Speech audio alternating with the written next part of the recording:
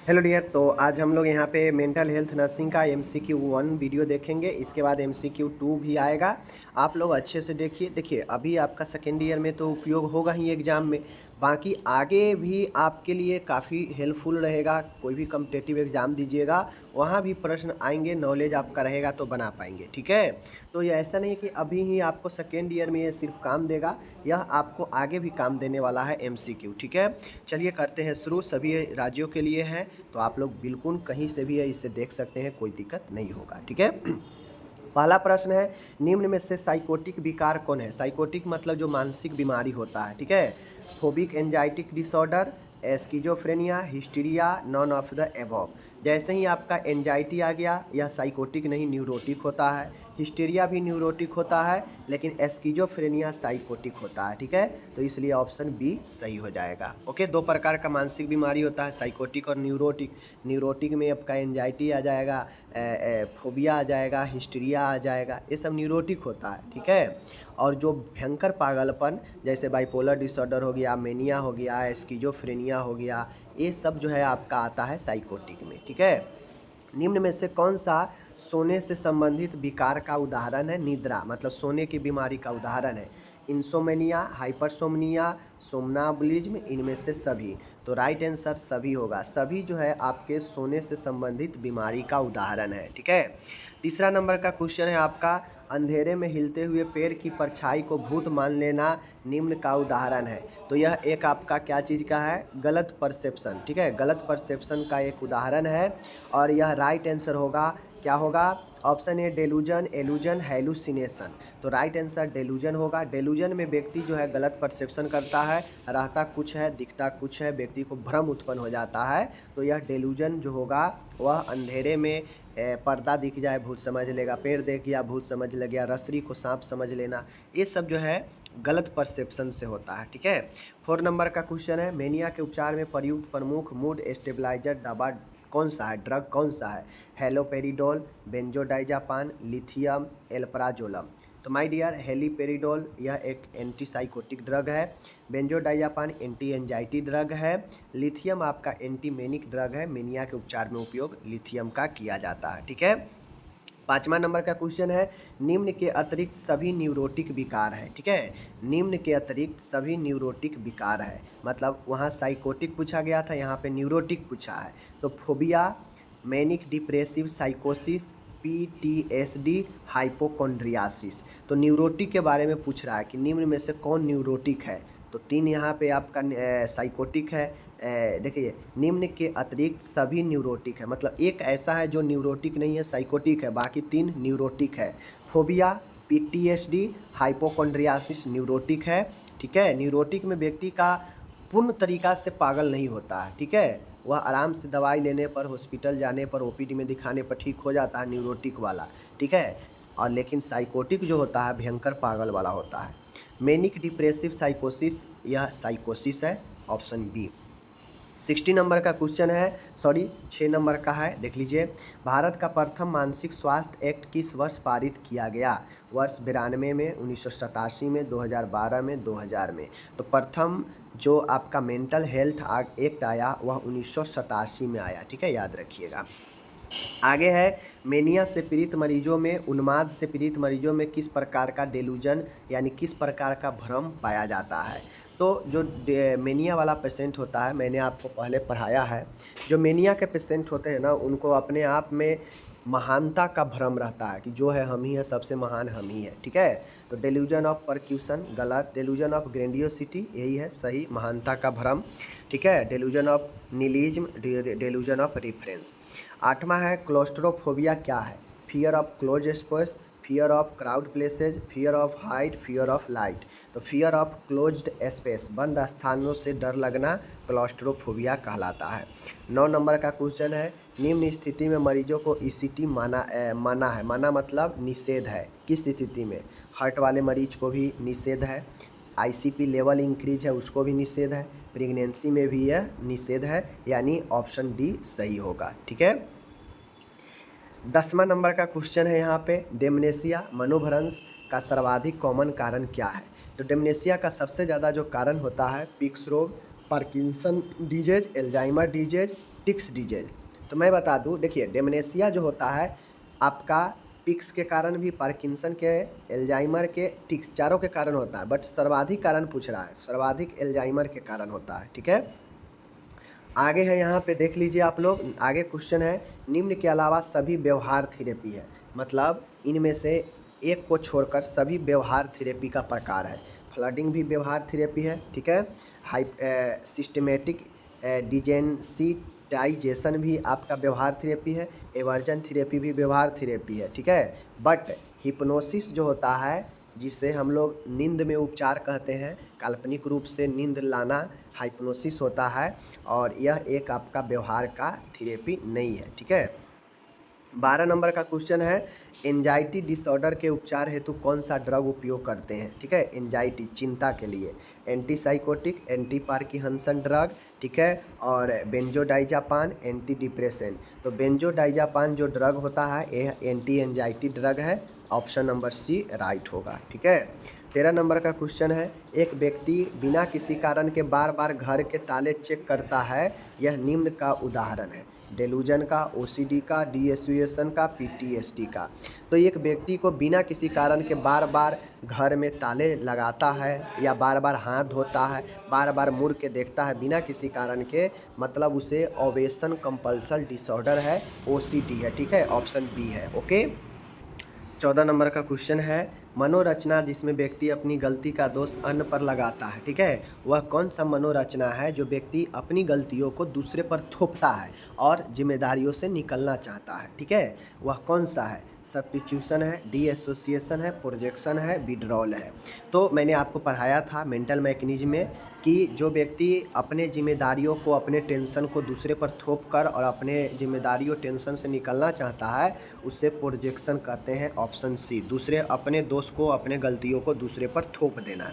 ठीक है, 15 नंबर है लिथियम ड्रग का सर्वाधिक प्रमुख साइड इफेक्ट क्या है। मतलब अगर कोई लिथियम ड्रग ले रहा है तो सर्वाधिक प्रमुख उसका साइड इफेक्ट में क्या हो सकता है?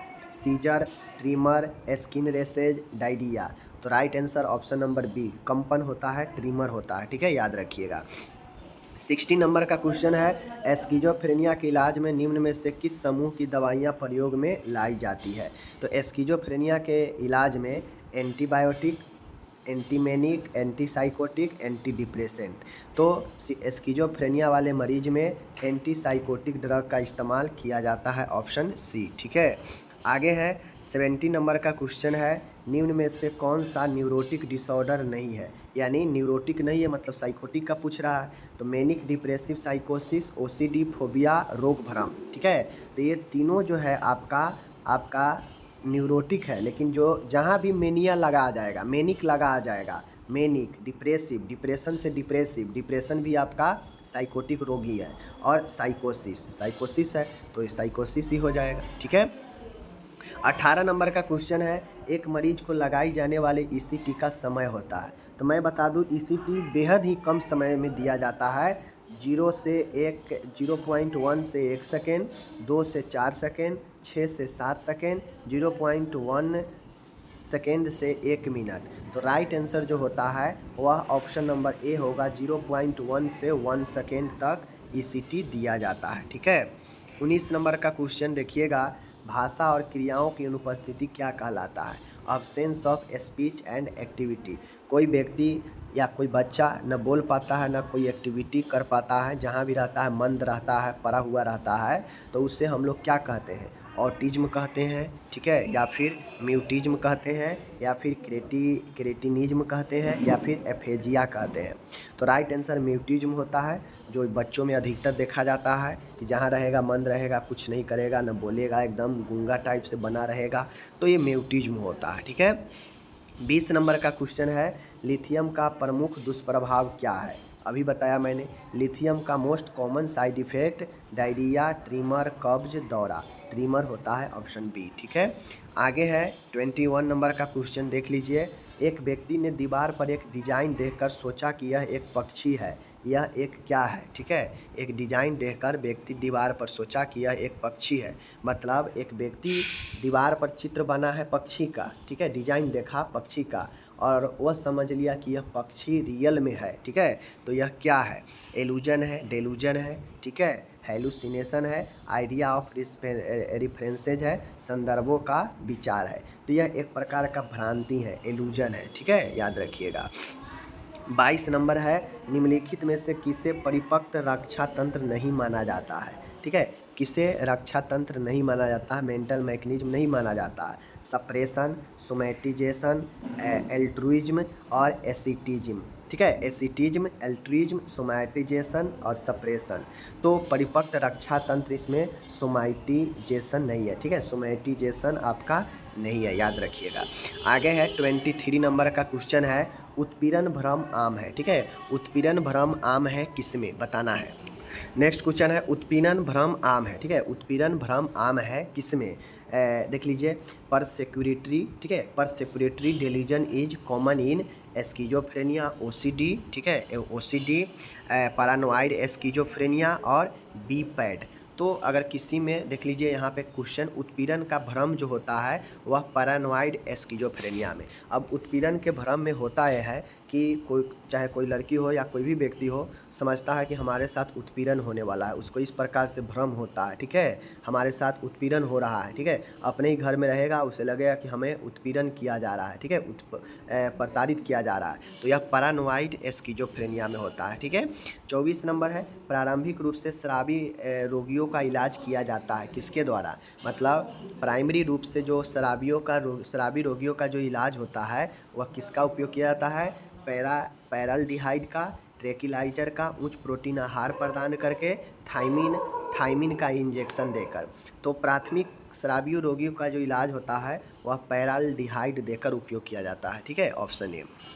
20 नंबर का 25 है, किस रक्षा तंत्र में चिंता शारीरिक लक्षणों द्वारा व्यक्त होती है, मतलब वह कौन सा रक्षा तंत्र है जिसमें जो शारीरिक लक्षण है वह चिंता जो है शारीरिक लक्षणों के द्वारा व्यक्त होता है, प्रक्षेपण में, परिवर्तन में, वापसी में, दमन में। तो कन्वर्जन जो होता है ना, कन्वर्जन में ये देखा जाता है कि जो चिंता है व्यक्ति के शारीरिक लक्षणों से झलकता है, ठीक है, कन्वर्जन में।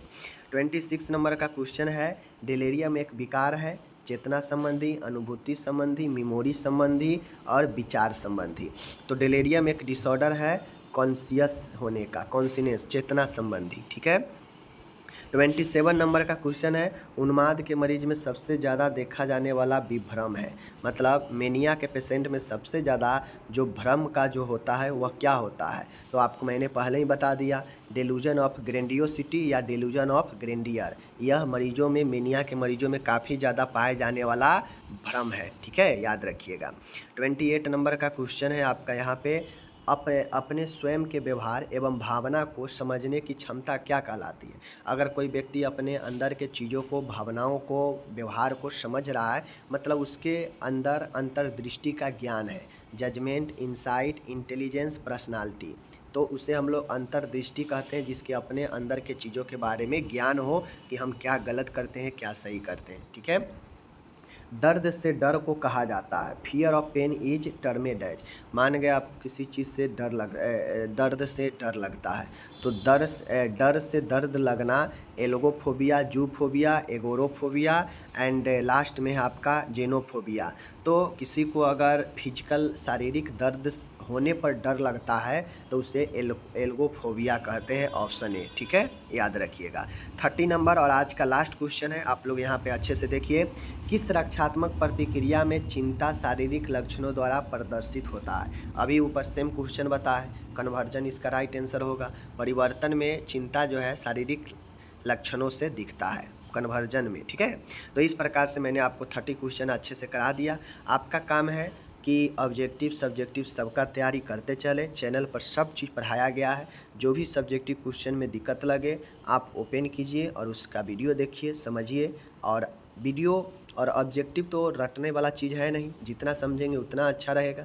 तो ऑब्जेक्टिव हम कहेंगे बस वीडियो भर रहने दीजिए, वीडियो को 1 से 2 बार देखिए, अगर याद हो जाए वीडियो में, याद हो ही जाएगा तो वहीं पर इसको स्टॉप कर दे, ज़्यादा माथा सब्जेक्टिव में लगाए, ठीक है। और ये ऑब्जेक्टिव मैं जो डेली करा रहा हूँ इसको डेली 1 से 2 बार देख लीजिए, काफ़ी है। ओके, धन्यवाद।